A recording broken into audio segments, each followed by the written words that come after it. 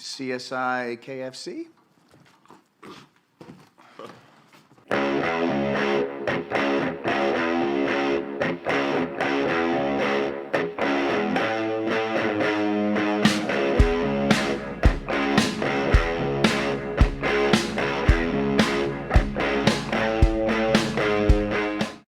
Welcome back. In today's video, we are going to be looking at Knives Out. Knives Out beats bloody! We're your hosts, Matt and Gio, and we are going to be... what are you drinking today? Today we are both drinking, actually, rum and Coke. We're going with the classic here. Ooh, yeah. Toast. After you finish drinking. There Cheers. we go. That's your toast? So this movie was actually directed by Rian Johnson, and you probably know him from Star Wars: The Last Jedi, Looper, and he even directed a couple episodes of Breaking Bad. The producer was Ram Bergman, the cinematographer Steve Yedlin, and the music was by Nathan Johnson. And these folks seem to always kind of travel together. When I looked up, what they had worked on, they've all done the same stuff. Like every movie that Rian Johnson has been a director on, we've had the same producer, cinematographer, music person. They do that? It's kind of a package deal. So this has a big cast of actors. You're famous. So it has Daniel Craig, who of course was in a James Bond film, and he was also did a cameo in Star Wars: The Force Awakens. Got Chris Evans, who's well known for the Marvel Cinematic Universe with Captain America. You got Ana de Armas, who was in a movie called Knock Knock, and she's also going to be starring in the new James Bond film, No Time to Die. You got Jamie Lee Curtis, who's well known everywhere. Most people know her by Halloween series, and also True Lies, another movie that she's in. Another one is Michael Shannon. He was in Man of Steel and The Shape of Water. He played Zod in The Man of Steel. You have Don Johnson, who was in Django Unchained, also Watchmen. You have Toni Collette. She was in The Sixth Sense as Hereditary. You have Lakeith Stanfield. He was in Straight Outta Compton, as well as Get Out. You have, continuing on with these actors here, Christopher Plummer, who was in Up, National Treasure, and Sound of Music. You have Catherine Langford, who was in a Netflix series, 13 Reasons Why. You have Jaden Martell, who was in the most recent It movie, Part 1 and 2. You have Ricky Lindham, who voiced Poison Ivy in the Lego Batman movie. You have Edie Patterson. You also have Frank Oz, who voiced Yoda and Miss Piggy. And that was all the actors and actresses. Oh, you were done. About damn time. Right? Oh my gosh, I was there's like, so man, many. I should get comfortable here, Like get a refill on my drink that I haven't even got close to finishing yet. Mm-hmm. That's cool. Though. So yeah, a lot of famous people in this movie. And as we go on, you never felt like someone didn't have enough screen time, which to me at least, everyone seemed like to have a good balance of screen time, which is surprising. Of course, there's going to be some characters that have more than others, but they're some way or another they're all involved. Yeah, I'll go ahead and just get started talking about the movie here. So the movie starts out in a large, ornate home of Harlan Thrombey, played by Christopher Plummer. His housekeeper, Fran, is taking him his breakfast when she walks into his study to find him dead, apparently by suicide. The night before had been his 85th birthday party, so his entire family had been there. Cut to 1 week later, we got two police officers and private detective Benoit Blanc, played by Daniel Craig.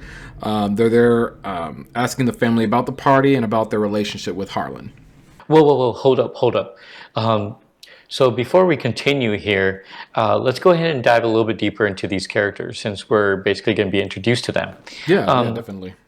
And so the first one that came up for the interview, or not, the investigation, is Linda Thrombey, who's the daughter of Harlan Dromby, and it seems that she has a pretty good relationship with her dad.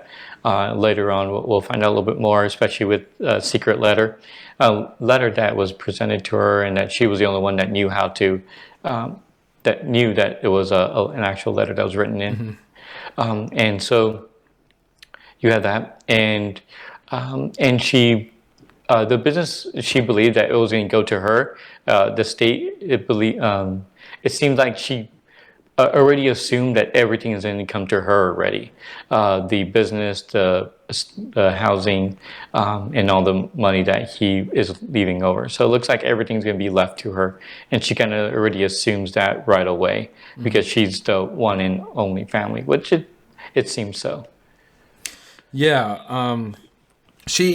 I feel like of all like the, I guess the children of Harlan and like, you know, children-in-laws, she was really, to me, when I was watching the movie the second time, she was really the only one that really showed like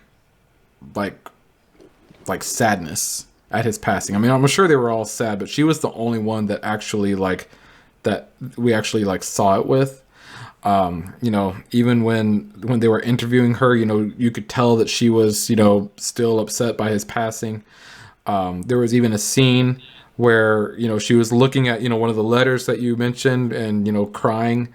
You know, she was the only one who kind of showed, who actually was visibly shaken by his passing. And another interesting thing to mention is, you know, they interviewed several people, the cops, in this little scene here. You have her, you have, you know, Richard, Joni, Walt, Meg, and as far as the ones where they, you know, spent kind of significant time on as far as the interview, she is the only one who did not lie at some point. All the other ones that they interviewed, and when we talk about their interviews, we'll get into it, but they all at some point lied during their interview. And she never talked bad about her family, which the other ones did, which is surprising too. Yeah. The only thing that she did was kind of when he brought up Walt, and you know, she said, well, basically, you know, Dad would give him 2 books a year and he'd publish it. You know, kind of that was the extent. But you know, I think of everyone there, she was the one who cared most about the family. But yeah, she that was Linda. She was the first one, and then of course after her you had Richard, who is her husband. And at some point in the movie, it's we learned that they actually had signed a prenuptial agreement, so that if, you know, they were ever to separate for whatever reason, Linda, who is, you know, self-made, she made very clear that, you know, the business is not hers and Richard's, it is her business, the real estate business in Boston. So if they were ever to separate, you know, Richard wouldn't get anything. But apparently the day of the birthday party, Richard and Harlan had kind of a fight, and the police asked Richard, you know, what was it about? Someone had told the police, I think one of the caterers, that they heard Harlan yell at him, "If you don't tell her, I will." And, you know, he asked, you know, what was that about? And he made something up. Harlan had finally decided to put his mom in a nursing home, and Linda had always opposed that. And I wanted to wait until we got back to Boston to tell Linda, so to avoid a whole scene. And Harlan wanted me to tell her then. So that was the story that he made up.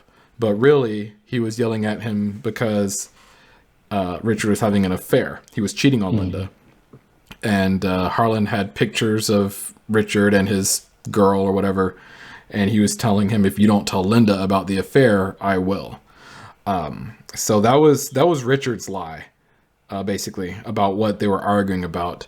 There's I guess his motive for wanting Harlan to be dead, because Harlan knew about his affair. And then we have the next character, Walt, who's Linda's brother. And during the investigation, they went ahead and interviewed.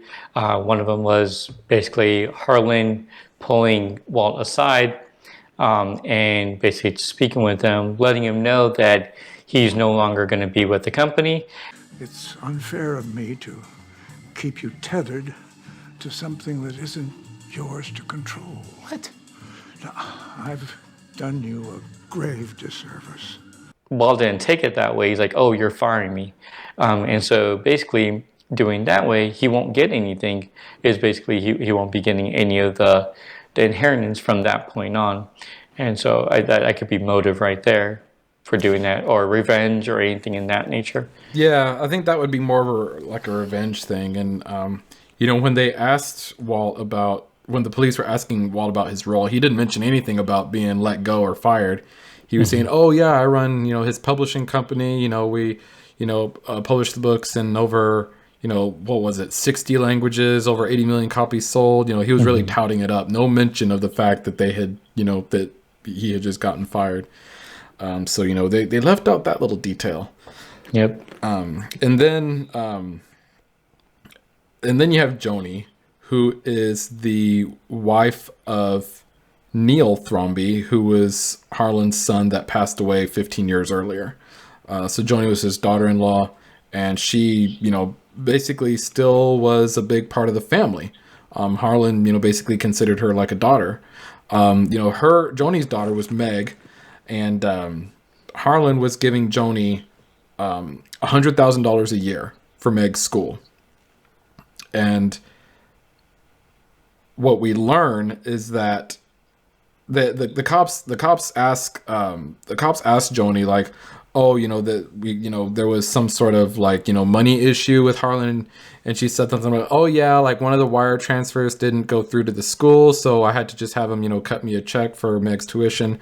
But what was really going on, Alan's office has been wiring tuition directly to the school, as per your request. But Phyllis's office, that handles your yearly allowance, has been wiring tuition monies directly to you as well. So when Harlan found out about that, he said, okay, you know what? Here's this year's tuition payment, and that's the last money you're ever going to get from me. So there's Joni's motive for maybe wanting him gone, because then she would inherit, money. Yep. And just a little bit off topic, and we'll get back to the movie here. But one of the agents they're interviewing, he's a big fan of everybody. He knows everybody's books, they're publishing. He knows everybody's Instagrams. He knew about Blanc and how good of an investigator he was. So he's someone that was in touch with everyone, which is pretty funny. And Yeah, I noticed kind of it. fanboy of everyone. Yeah, I noticed that. All right. Yeah. Okay, so sorry for interrupting. Let's go ahead and get back to the movie here. Sounds good. After speaking with the family, Benoit talks to Marta Cabrera, who is Harlan's caregiver, and asks her if she knows anything about what happens. And at this point, we see a flashback that Marta has to that evening. She's giving Harlan his medications, only to realize that she has mixed up the doses, basically ODing him on morphine. And he basically gives her instructions to follow and a false alibi, so that, she won't be suspected, basically. Go downstairs as noisily as you can, and then say goodbye loudly. Walt, I'm leaving. Call attention to the time, God, it's midnight already. if you can. In a later flashback, I'm going to talk about it here, but in a later flashback, we see her leave Harlan's study, but then walk right back in just in time to see him slit his throat. So he basically committed suicide, killed himself to, save her from getting in trouble for his death. So then it cuts back to, present time with Benoit Blanc asking her about stuff, and it is revealed that she is a regurgitative liar. So basically, anytime she lies, she throws up. So when she answers his questions, she just answers, the minimalist amount of detail that she can. There's nothing that she says that isn't true, but she doesn't say everything. And then in this scene, it's also revealed that Benoit Blanc doesn't actually know who hired him, because he is a private investigator, and he just received a envelope full of cash at his apartment, and he doesn't know who it's from. So that's also something he's trying to figure out. So at Harlan's memorial service, basically everyone's there. Marta's there, and she, just all the stress of what's going on, almost passes out. So Meg gives her some weed from Fran's stash that she keeps in a clock there. And also that evening is when Benoit speaks to Marta about basically him wanting her to be with him, be at his side while he investigates the property tomorrow. When Marta gets home from all that, she's home, and it's camera zooms in on her shoe, and it shows that she has a tiny drop of blood there on her shoe. So the next morning, Benoit, Marta, and the police officers are reviewing the security tapes in the security office. Marta's concerned that her car may show up on camera, so she fakes a VCR issue and says that basically she'll hold on to the tape until it can be digitized. They all start investigating around the home. Marta attempts to cover up footprints that she left that night. Also, a piece of the trellis that broke off when she climbed up the house. But Benoit sees both of those, but he doesn't seem to, at least not obviously, he doesn't seem to suspect that Marta had anything to do with either of those. Ransom shows up at the house while this is all going on, and for the reading of the family will, Harlan's will. The family, and it shows here that the family is kind of dysfunctional. They don't get along, and Ransom kind of seems to be at the core of this. He doesn't really get along with anyone, not even his parents, Linda and Richard. The lawyer, played by Frank Oz, reads that Harlan's house, publishing company, and about $60 million in cash and investment assets have all been left to Marta Cabrera. At this time, the family come at her like, what did you do? Did you force him into this? So she's overwhelmed. She tries to leave, but her car won't start. So Ransom gives her a ride, and they go to this restaurant, and Ransom basically asks her, all right, so, tell me what really happened. And she just tells him everything. She tells him exactly what happened. And Ransom basically says, all right, he won't tell anyone just as long as she agrees to give him his cut of the inheritance, which she does. The next morning, Marta receives a letter that says, I know what you did, and it contains a scan of her medical bag tag, so which means they have her medical bag that, where she had all her supplies and medicines that she used to take care of Harlan. While all that's going on, it shows Benoit is actually at Harlan's house talking to Harlan's mother, Juanetta. And, it doesn't really show her telling him anything, but later on it's revealed that she actually did talk to him. Marta goes to see Ransom and shows him the letter that she received, and he notes that the letterhead is from the toxicology lab that is testing Harlan's blood. So they go over there, and from a distance they can see that the toxicology lab has been basically burned. Benoit sees them and starts to walk over towards the car, and it's a pretty good ways away from the building. And not wanting to basically get caught, Marta takes off, but after a very short car chase, the police are able to catch up with her. That was the dumbest car chase of all time. They actually take Ransom into custody because Harlan's mother said that she saw Ransom come back that night after he left, because apparently during the party, he left early. But she saw him come back, and that's why they arrest him. But the letter that she got, she also received an email with an address on it and something that said 10 a.m. So she wants to go to this address at 10 a.m. so she can figure out who's sending her this letter that says, I know what you did. But now that they've arrested Ransom, Benoit decides he's going to ride with her, and they're going to go back up to Harlan's house. So she kind of makes up like a story. She's like, hey, I have a stop I need to make, and she goes to the address, and in that building she finds Fran, who has been injected with 100 milligrams of morphine. And before she can say anything else, Fran says,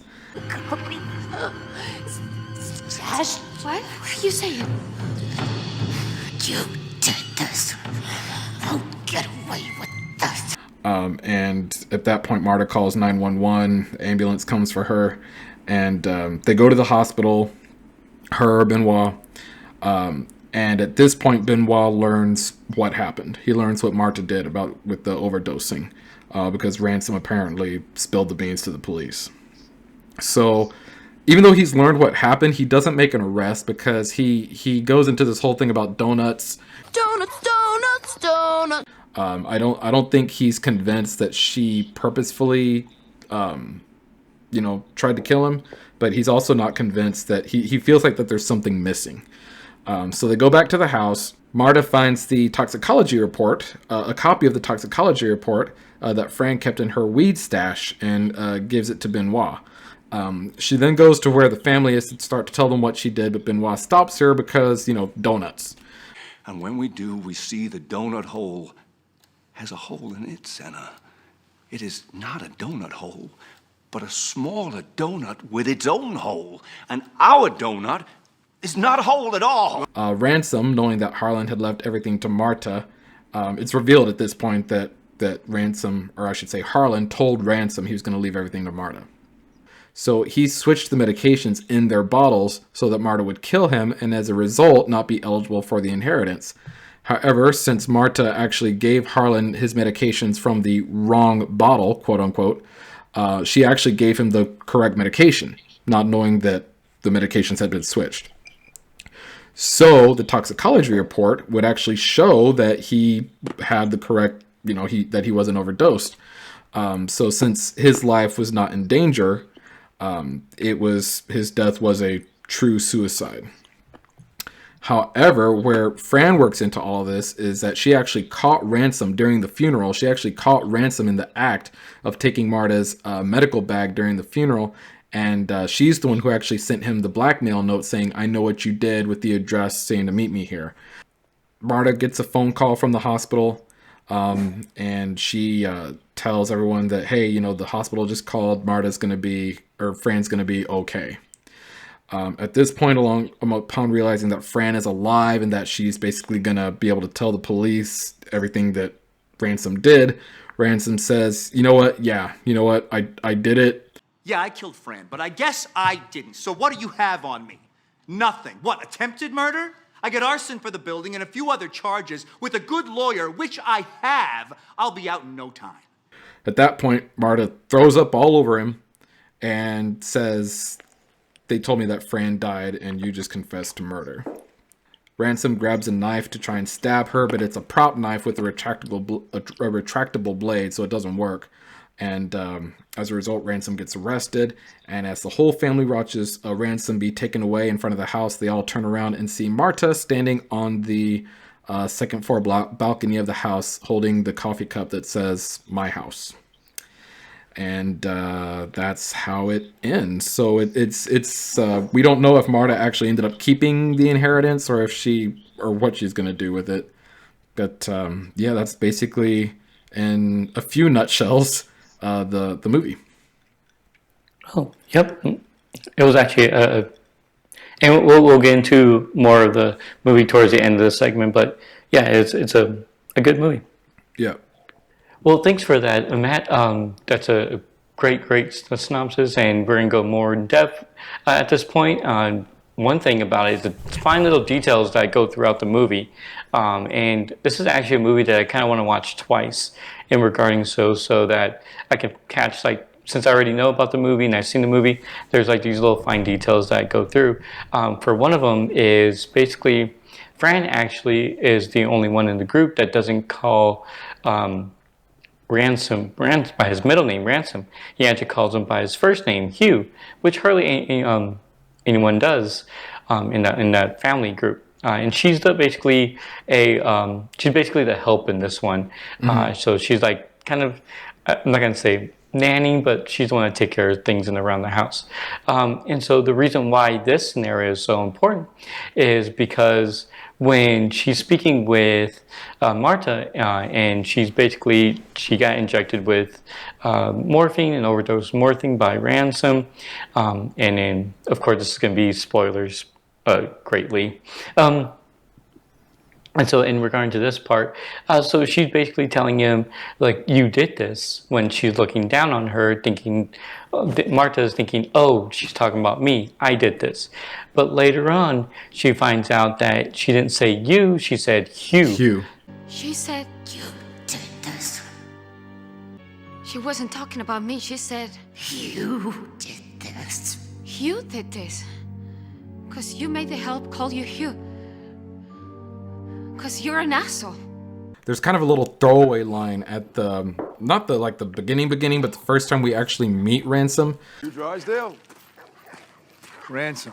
Call me Ransom. It's my middle name. Only the help calls me Hugh. I when I first heard that line, I thought about that more as just sort of, you know, hammering home the fact that this guy's a jerk, you know, and he, you know, he makes the help call him something different than, you know, the rest of his family or whatever the case may be. But that actually came back to be a pretty big detail. So that's the kind of stuff I love.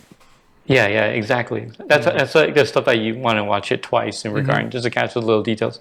Another one is basically the drop of blood, which is a huge one because when I first saw the drop of blood on her, and basically that came about when she left the room and then went back to the room right away to say, no, we need to call 911, and that's when he basically cut himself and that blood traveled 50 feet or something like that. But that was a very, very... I'm still trying to figure that out. Like, was that his blood? Because like they were on complete opposite ends of the room. Yeah. And this is a good sized room.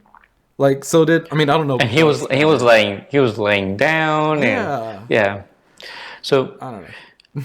but not just one of the like I guess funny aspects of it. Yeah. So a drop of blood fell on her shoe, and it's a white shoe, so the blood's gonna be obvious. And so automatically I was thinking, oh, they're gonna find the blood, and that's how it's gonna end right there. But as the movie went on, no one noticed the blood. They noticed other things, but just not the blood. So by the end of the movie, there's basically like she was basically saying, oh, how did you know about this? And he goes, well, the reason why I kept you around is because the blood on your shoe. And it was just so like kind of like anticlimactic. It was just it was like, oh yeah, I knew about the blood the whole entire time. That's why I wanted to know further, and that's why I kept you close. Because basically she was the one near him almost the whole entire movie, basically, because of her keen of being the regurgitated liar, and that's what he gave that excuse. But later on we find out is because of the blood that he kept her so close by. Another one is one by Juanita.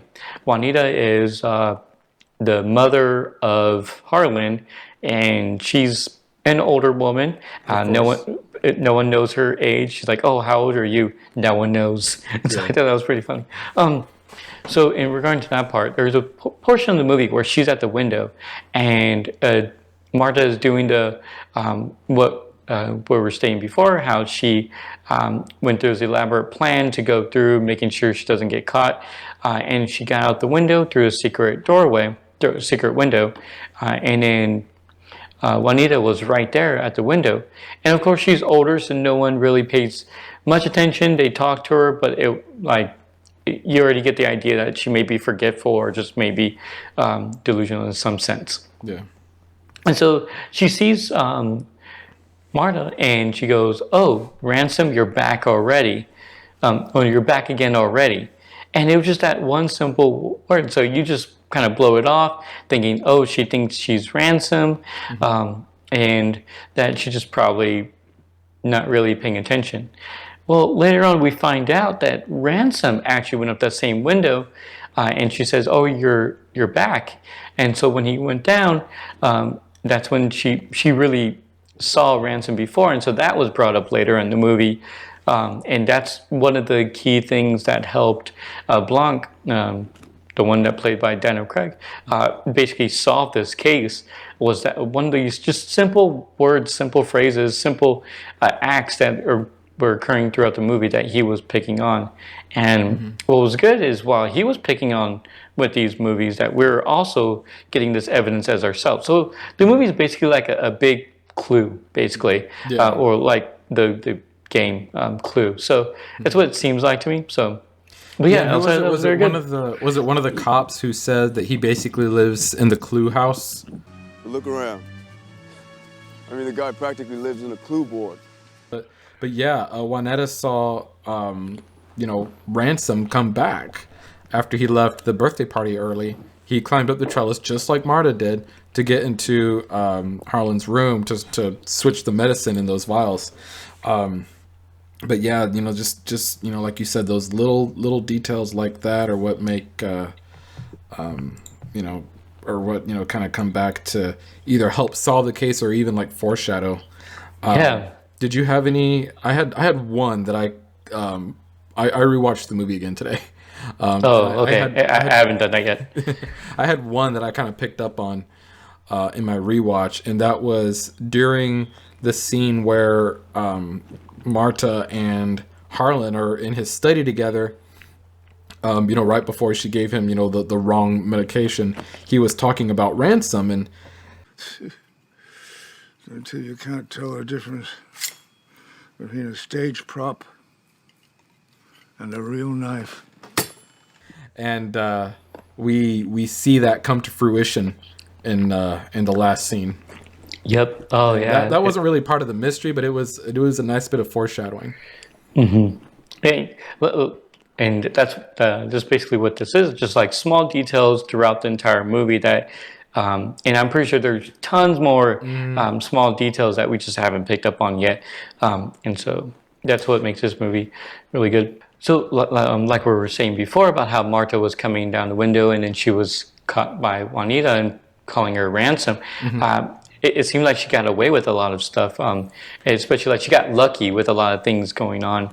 And we're going to that part. Yeah, she did get lucky with a lot of stuff. Like, and you and I kind of talked about this earlier, and you and I sort of had different interpretations of how that, of Benoit's reaction, or I should say lack of reaction to a lot of things that might have otherwise been suspicious.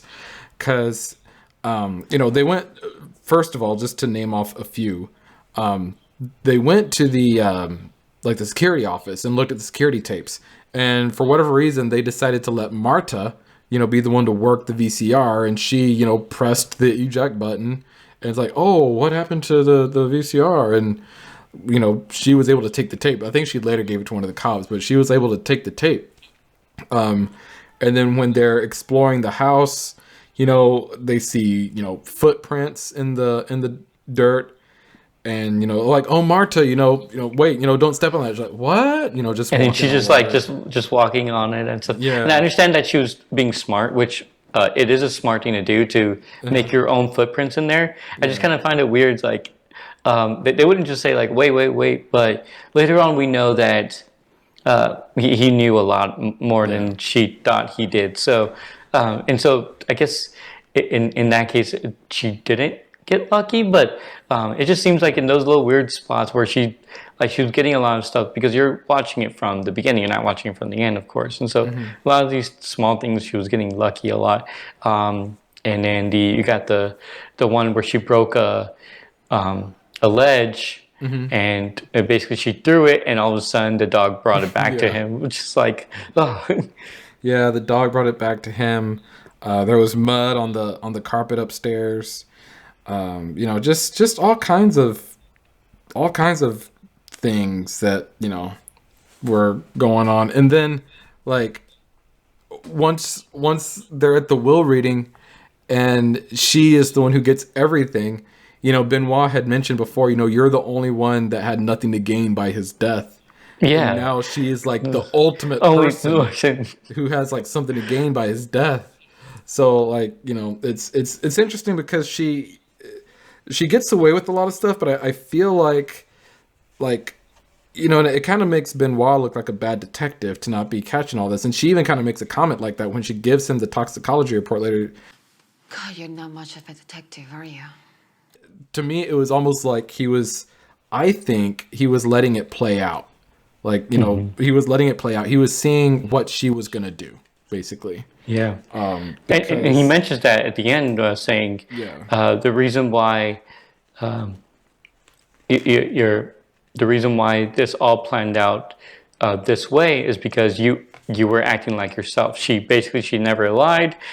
She trusted herself and only herself. She didn't follow what Harlan asked her to do, basically lie and everything, keep everything a secret. She never did that. She didn't save friend's life, but it was her decision to contact 911 for that, and so that also helps out. So later on, he does mention everything that comes through in regard to that point. Yeah, but it was like you're watching this movie, and it's revealed early in the movie that she is the reason he died. And kind of it still is, but I mean, I don't know. It's that's a whole nother topic. But like, it's revealed early in the movie that she's the reason that he died. So you're kind of wondering, okay, well, what direction is this movie going to go into? Is this movie just going to be her trying to throw off the detective and the cops, from the trail, or is someone else going to get blamed, or for a while I thought, well, maybe someone else went up there and slit his throat after she left, until they showed that second flashback where it actually shows him doing it. Yeah. But she, the fact that she was able to, like, even that night, leave the house, come back without anyone seeing her except the grandma, who didn't know who she was, and then, like, when she put on that robe and the hat, go downstairs, and the guy actually thinks she was Harlan. Like, there's so many things that just had to go just right for her, and they did.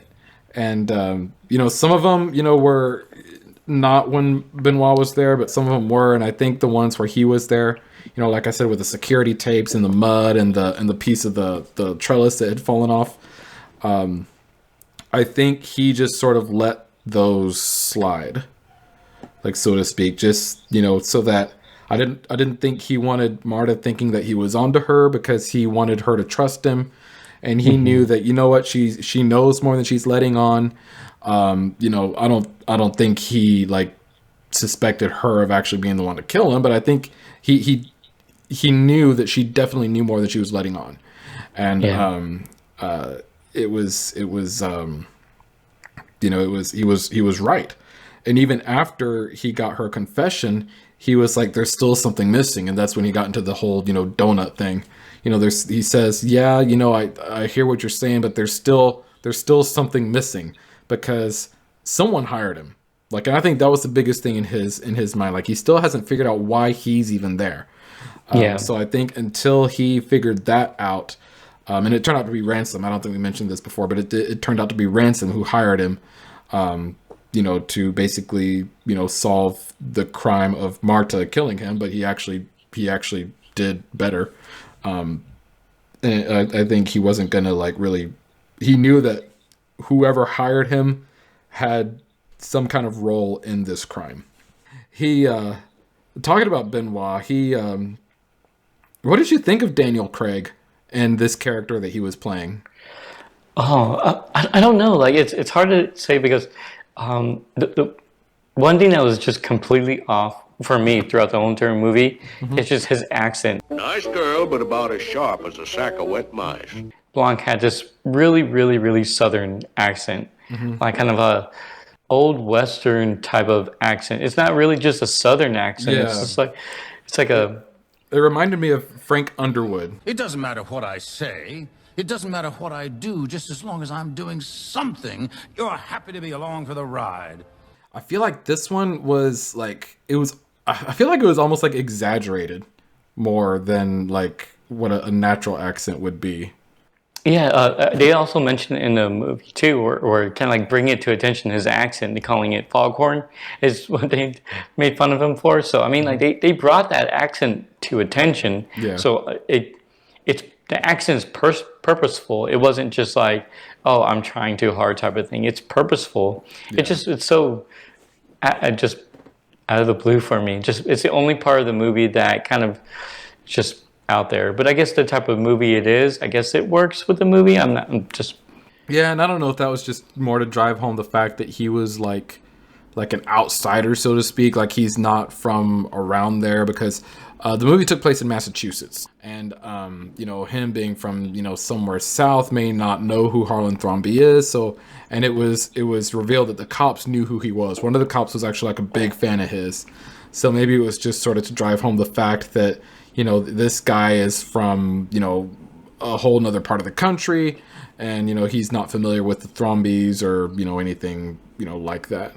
I don't know, but yeah, just he had like the Frenchest name ever, Benoit Blanc, and then he starts talking with this like deep Southern accent. I thought it was, I thought it was funny, but at the same time, I felt like the accent was a little bit exaggerated. Like, I I don't know if I've ever actually heard anyone speak naturally with that strong of an accent. But and then you had Chris Evans' character, which for the last 10 years I've been used to him playing Captain America, who is like the most righteous, person. He has like the highest standards. He's like the most honest person, goodest person, whatever you want to call it. I can feel the righteousness surging. Hey, you want to have a rousing discussion about truth, honor, patriotism? And then he's playing this guy, which is, correct me if I'm wrong, but I think this is the first movie he's been in since Endgame. Is that right? Yes, since Endgame. Yeah. So, I mean, it's like, you go from, playing the righteous Captain America to this, low-life, spoiled brat, murderer. It's just, I don't know. I felt like it was difficult for me to see him in that role. Or I guess in a role so different from what he, has been playing for these last, 10 or so years. Yeah. I've seen him in other movies. I see him be kind of like that hothead douchebag type of person in the Fantastic Four movie. Yeah. And then he was in another movie called Not Another Teen Movie, which is like a parody of all the teen movies. And so he's kind of like the same character in that movie there. In terms of being that killer type of person, I haven't seen. I don't know if there's a movie or not that he's in that he's portrayed like that, but I haven't seen where he's that type of person, where he's more of the, I guess, antagonist type of person, the not good side. So, before we go into like what we thought of the movie, I wanted to ask you, and this wasn't something that we talked about when we had our little meeting, but it's kind of a question that sort of came up while I was rewatching the movie. It's never confirmed or denied if Marta decided to keep the inheritance. It certainly implies that she's going to by, her standing there with the My House coffee cup, but it's never confirmed whether she does or not. So my question to you is, this is actually a two-parter. Do you think she kept it? And part two is, do you think she should have kept it if she did? I think she does, to be honest, just how everything kind of ended the way it did. I think she did keep the money, or keep the inheritance is basically what it is. And so I think she kept, and I think that because she was basically saying towards the later half of the movie that this is what Harlan wanted, this is what he wanted, and she said that multiple times, if I'm not mistaken. That this is what, and then other ones were basically saying the same thing. And I know that they didn't have, like, one of them is Ransom that said it, but I think his was not in good intentions, but she kept that and she thought about it, and this is what he wanted.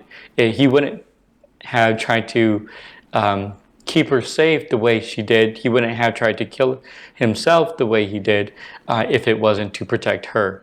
Yeah. And this is something that he was going to give her a week before everything, before he basically killed himself and she made a mistake. So he trusted him even before that portion. And then also Blanc also mentions that as well, if I'm not mistaken.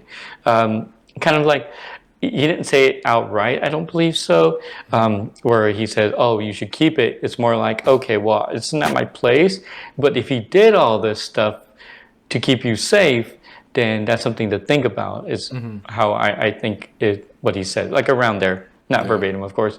And so I think she did keep it, and I do believe she should keep it, because what the money did, and this will go into our next segment, but what the money did to this family, and it basically, it didn't tear them apart, it just made their personalities greater. if that makes sense.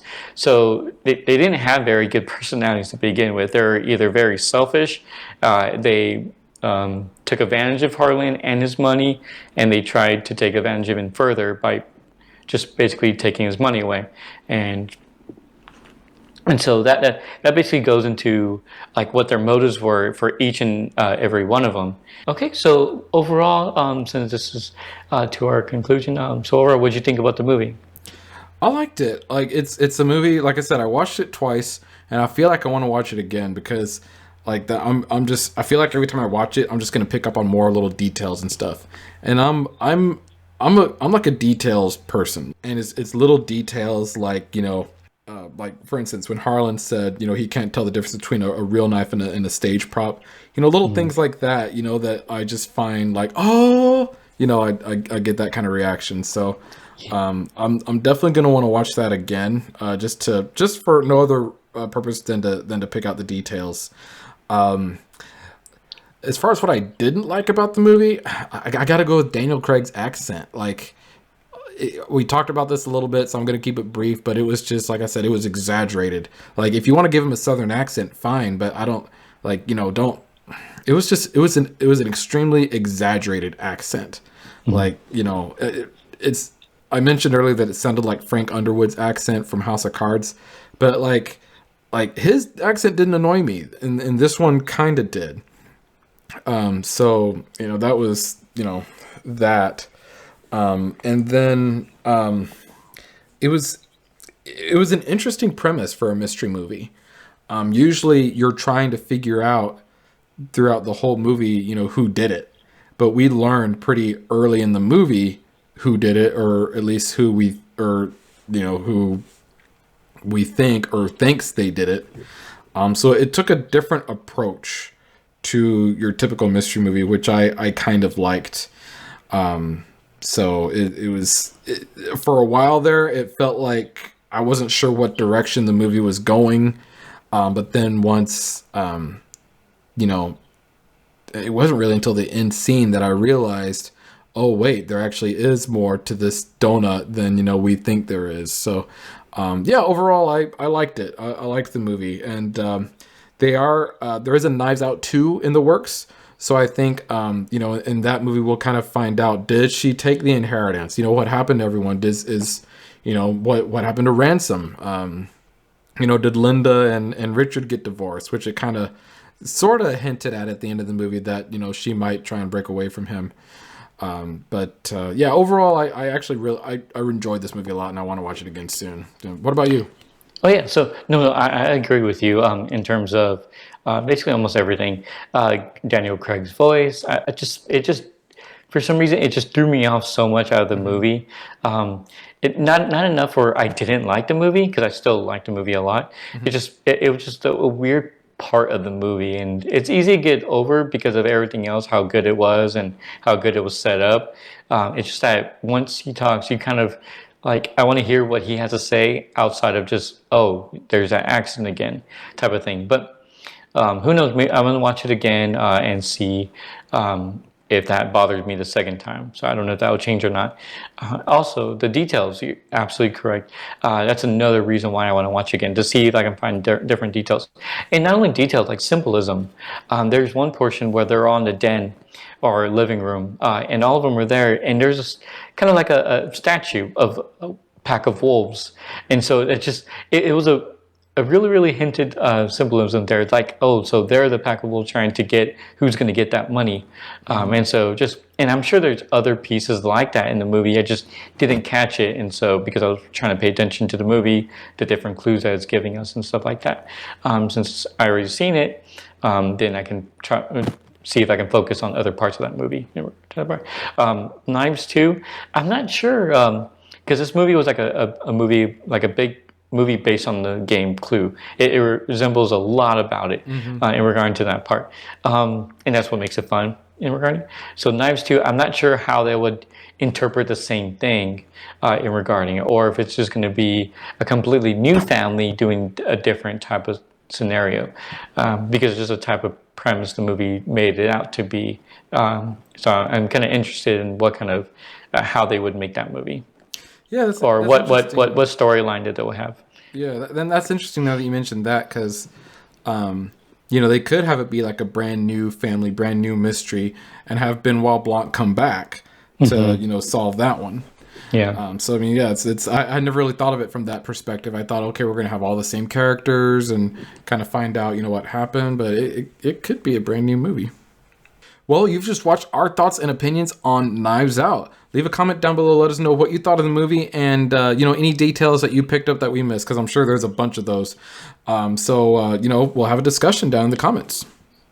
Right. And leave a thumbs up, comment, subscribe, and you can also follow us on Cinema Drinking Buddies for any new news or comment upcoming movies. And so we'll go ahead and keep you updated there. Well, once again, I'm Gio and Matt, and we'll see you next week. Bye. Bye.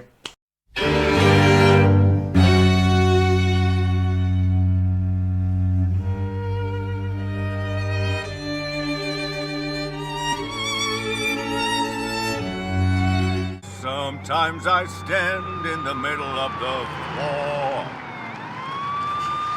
not going